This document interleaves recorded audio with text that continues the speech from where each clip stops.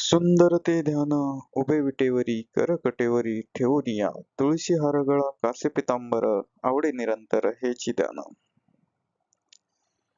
पंढरपूरच्या पांडुरंगाचं वर्णन संतांनी या अभंगातून अशा प्रकारे केलं. नमस्कार, मी जयराम कदम आणि आज आपण बघणार आहोत वारकरी संप्रदायाची संपूर्ण माहिती आणि तुम्ही बघत आहात जयराम कदम 2.0. जर तुम्ही आतापर्यंत आपल्या युट्यूब चॅनलला सबस्क्राईब केलं नसेल तर सबस्क्राईब करून घ्या. आपण विविध माहितीपूर्ण व्हिडिओ, आध्यात्मिक व्हिडिओ आपल्या चॅनलवरून अपलोड करत असतो. या अगोदर आपण नाथ संप्रदायाबद्दलचा व्हिडिओ अपलोड केलेला आहे आणि पुढचा व्हिडिओ आपला दत्त संप्रदाय, त्यानंतर महानुभव पंथावर येणार आहे. सुरुवात करूया आजच्या व्हिडिओला. संत कृपा झाली इमारत फळाली, ज्ञानदेवे रचिला पाया उभारले देवालया, नामा तयाचा किंकर त्याने रचिले आवारा, जनार्दन एकनाथ खांब दिदला भागवत, तुका झाला शिकळस भजन करा सावकाश. संत बहिणाबाईच्या या इमारत फळा आली या अभंगातून असं प्रदर्शित होतं की संत ज्ञानेश्वरांनी या वारकरी संप्रदायाचा पाया रचला. नामदेवरायांनी त्याच्या भिंती बांधल्या, तर संत एकनाथांनी त्याचे खांब झाले आणि तुकाराम महाराजांनी या मंदिराचा कळस बांधला. संत ज्ञानेश्वरांच्या अभंगानुसार आदिनाथ गुरु सकळ सिद्धांचा मच्छिंद्र तयाचा मुख्य शिष्य, मच्छिंद्राने बोध गोरक्ष शिकेला गोरक्ष वळला गहिनी प्रती, गहिनी प्रसादे निवृत्ती दातार, आणि मग शेवटी ते म्हणतात की निवृत्तीने दिदले माझ्या हाती. तर ही गुरु परंपरा आणि यातून वारकरी संप्रदायाचा जन्म अशाही प्रकारचा एक मान्यता आहे. इसवी सनाच्या 12व्या-13व्या शतकाच्या सुमारास देवगिरीच्या यादव साम्राज्यामध्ये नाथ संप्रदाय उदयास आला आणि त्याच संप्रदायाचे पहिले गुरु होते मच्छिंद्रनाथ उर्फ मच्छिंद्रनाथ. मच्छिंद्रनाथाचा शिष्य होता गोरक्षनाथ, गोरक्षनाथाचा शिष्य गहिनीनाथ आणि गहिनीनाथांचा शिष्य संत ज्ञानेश्वरांचे मोठे बंधू निवृत्तीनाथ. आणि याच निवृत्तीनाथ महाराजांनी संत ज्ञानेश्वरांना आदेश दिला की या वारकरी संप्रदायामध्ये अध्यात्माचं कार्य तू कर. तर या नंतर दोन मान्यता पुढे रूढ झाला की संत ज्ञानेश्वरांनी वारकरी संप्रदायाची सुरुवात केली. मात्र दुसरी मान्यता अशी आहे की त्या अगोदर सुद्धा वारकरी संप्रदाय अस्तित्वात होता. वारकरी संप्रदाय हा महाराष्ट्रातील एक अत्यंत लोकप्रिय भक्ती संप्रदाय. वारी करणारा या अर्थाने वारकरी हा शब्द वापरण्यात आलेला आहे. वारी या शब्दाचा अर्थ यात्रा, नियमित फेरी, व्रत, एरझार असा दिला जातो. हे लक्षात घेतल्यास आपल्या उपास्य देवतेच्या यात्रेला जो नियमितपणे एक व्रत म्हणून जातो तो वारकरी. एरझारांमध्ये जी वारंवारता आहे तीही येथे अभिप्रेत आहे. तथापि वारकरी संप्रदाय म्हणजे पंढरपूरच्या विठोबाशी संबंधित असलेला वारकरी संप्रदाय असाच अर्थ घेतला जातो. याचे मुख्य कारण म्हणजे विठोबा वा विठ्ठल वा पांडुरंग या आपल्या उपास्य दैवताच्या वारीला ह्या संप्रदायाने जितके महत्त्व दिले आहे तितके अन्य कोणत्याही पंथाने त्यांच्या उपास्य दैवताच्या वारीला दिलेले नाही. वारकरी संप्रदायाच्या आचार धर्मानुसार संप्रदायाच्या अनुयायांनी प्रतिवर्षी 2 वेळा आषाढी एकादशी आणि कार्तिकी एकादशी या 2 प्रमुख वाऱ्या करणे बंधनकारक मानले जाते. त्यातही आषाढीला महत्त्व विशेष आहे. ज्यांना वर्षातून एकदाच म्हणजे आषाढीला किंवा कार्तिकीला येणे शक्य आहे त्यांनी तसे केले तरी चालते, परंतु प्रतिवर्षी किमान एकदा तरी वारी करणे ही वारकऱ्यांची मुख्य साधना होय. श्री संत ज्ञानदेवांनी समाधी घेतल्यानंतर प्रतिवर्षी कार्तिक वद्य एकादशीस वारकरी संप्रदायाचे अनुयायी आळंदीलाही नियमानं जमू लागले. माळकरी संप्रदाय. वारकरी संप्रदायाला माळकरी संप्रदाय असे एक पर्यायी नाव आहे. प्रत्येक वारकऱ्याच्या गळ्यात तुळशीच्या 108 मण्यांची माळ असते. इतर अनेक धर्मग्रंथात माळेला स्मरणी म्हणून महत्त्व आहेच, पण वारकरी संप्रदायात ही तुळशीच्या मण्यांची माळ घातल्याखेरीज कोणाला वारकरी होता येत नाही. माळ घालणे म्हणजे एक नवा आध्यात्मिक जन्म घेणे असे मानले जाते. वारकरी संप्रदायात माळ म्हणजे निव्वळ स्मरणी नव्हे. भागवत धर्म आणि वारकरी संप्रदाय. वारकरी संप्रदाय हा भागवत धर्मातच अंतर्भूत होतो, किंबहुना त्यालाच भागवत धर्म असेही म्हटले जाते. भागवत धर्म हा प्रामुख्याने वैष्णव संप्रदाय म्हणूनच विख्यात असून त्यात विष्णू आणि विशेषतः त्याचा कृष्ण अवतार हाच उपास्य आहे. आणि वारकरी संप्रदायाचे उपास्य दैवत विठ्ठल हे विष्णूचा अवतार मानल्या गेलेल्या श्रीकृष्णाचे रूप मानले गेले आहे. याच कारणासाठी पंढरपुरास दक्षिण द्वारका असे संबोधण्यात येते. वारकरी संतांनी चातुर्वर्ण्याच्या आणि जातीव्यवस्थेच्या चौकटीविरुद्ध बंड उभारले नाही. तथापि आध्यात्मिक समता निश्चितपणे प्रस्थापित केली. देवाला सर्व भक्त सारखे हीच शिकवण दिली.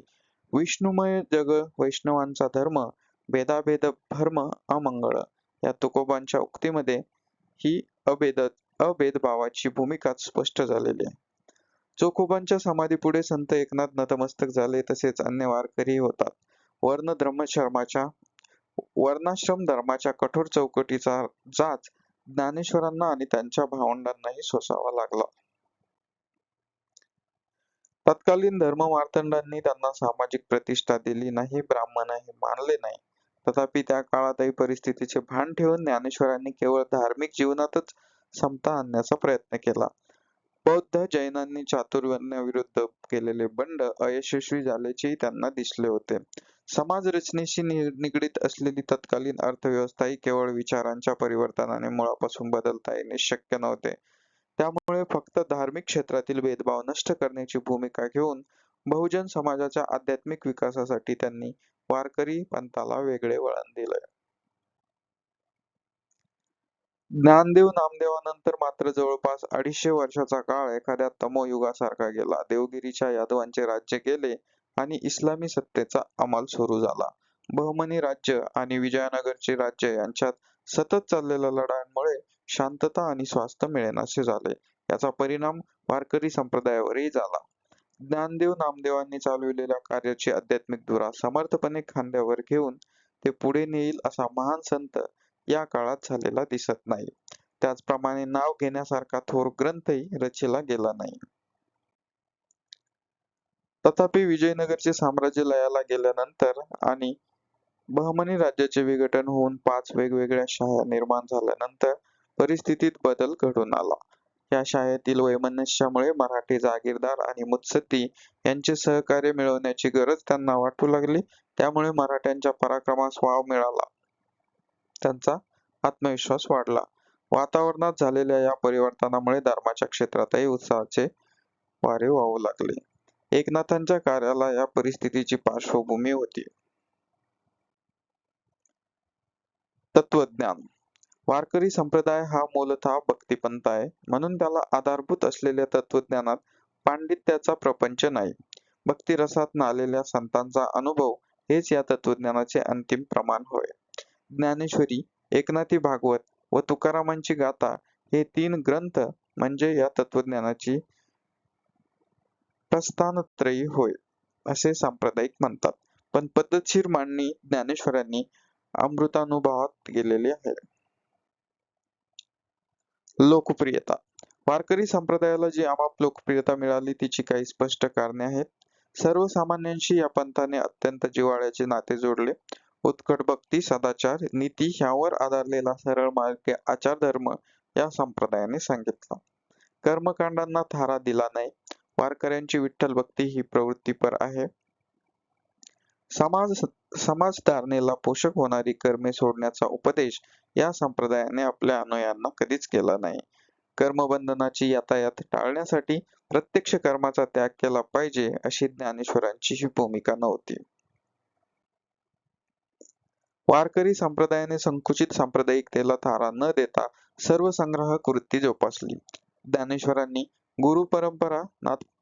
ज्ञानेश्वरांची गुरुपरंपरा नाथपंथीयांची होती, पण लोकांना सांगण्यासाठी त्यांनी नाथपंथाचे तत्वज्ञान सांगणारा ग्रंथ निवडला नाही, तर गीतेची निवड केली. वारकरी संप्रदायाच्या प्रवक्त्यांमध्ये विचारांची आणि भावनेची श्रीमंती होती. त्याचप्रमाणे त्याग, निष्ठा, सहिष्णुता, औदार्य असे गुणही होते. ज्ञानेश्वरादी भावंडांना संन्याशाची मुले म्हणून वाळीत टाकण्यात आले होते. तुकोबांचाही अनेक प्रकारे छळ झाला होता, पण त्यामुळे समाजापासून फटकून राहण्याची वृत्ती त्यांनी कधीही धारण केली नाही. तुका म्हणे तोची संत शोषी जगाचे आघात, ही तुकारामांची उक्ती प्रसिद्ध आहे. तुकारामांच्या आधी होऊन गेलेल्या एकनाथांनी सनातन्यांना न दुखवता त्यांच्या सद्भावनेला हात घालण्याची धडपड केली. वारकरी संतांनी राजाश्रयाची आस कधीही धरली नाही. शिवाजी महाराजांचे आमंत्रण येताच दिवट्या छत्री घोडे येतो बऱ्यात न पडे आणि राजगृहा यावी मानाची असे तेथे काय वसे समाधान अशी प्रतिक्रिया तुकारामांनी अभंगातून दिली. सामान्य माणूस हाच या पंथाचा कायम आधार राहिला. लोकसंग्रह हे या पंथाचे वैशिष्ट्य राहिले. प्रत्येक वारकरी आपापली कामे करूनच उदरनिर्वाह करीत असल्यामुळे भिक्षावृत्तीला या पंथात थारा नाही. या पंथाने तत्वचर्चेकडे पाठ फिरवली नाही आणि अंधश्रद्धेवरही आघात केले. अज्ञानावर आधारलेल्या उपासनेचा त्यांनी निषेध केला. वारकरी पंथाने देशी भाषेला जे महत्त्व दिले ते महानुभव पंथीयांनी दिले होते. बौद्ध, जैन, लिंगायत यांनी देशी भाषेचा पुरस्कार केला होता. या संप्रदायाच्या अलीकडच्या काळातील थोर सेवेकरांमध्ये नाना महाराज साखरे, शेवा दांडेकर उर्फ सोनोपंत दांडेकर, भाऊसाहेब काटकर, विष्णुबुवा जोग, केशवराव देशमुख, बंकटस्वामी, धुंडा महाराज देगलूरकर, बाबा महाराज सातारकर अशा अनेकांचा समावेश होतो. प्रवचने, कीर्तने, ग्रंथप्रकाशन अशा विविध मार्गांनी त्यांनी या संप्रदायाची सेवा केली. नाना महाराजांनी सार्थ ज्ञानेश्वरी प्रसिद्ध केली तर विष्णुबुवा जोगांनी तुकाराम बुवांच्या अभंगाची सार्थ आवृत्ती काढली. तर ही होती वारकरी संप्रदायाबद्दलची संपूर्ण माहिती. तुम्हाला ही माहिती कशी वाटली ते कमेंटमध्ये नक्की कळवा. अनावधानाने एखाद्या संतांचा उल्लेख करताना संत हा शब्द लावणं विसरलं असेल तर भावना समजून घ्या आणि व्हिडिओला लाईक करा, चॅनलला सबस्क्राईब करा, जास्तीत जास्त शेअर करा आणि पुढच्या व्हिडिओला साठी बेल आयकॉन दाबा. धन्यवाद.